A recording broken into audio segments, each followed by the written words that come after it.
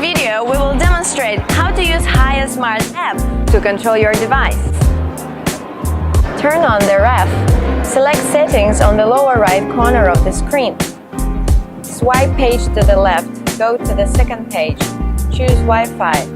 Select the router you can access to, the same one you connect with your phone, and enter Wi-Fi password. Open the HiyaSmart app on your phone and press plus symbol. Select Ref product category. Select device according to the model name to start the binding process. Ensure the device has a stable power supply and network connection. Tick the box, then press Next. Wait for the connection process to be completed.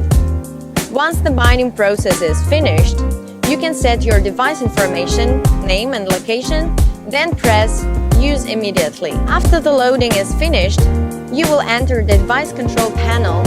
You can control your device various functions in this panel. For example, you can set the temperature of different space. Also, you can change 4 working modes for your requirement. If you need assistance in the process, you can contact our service team. HiyaSmart, customize your life.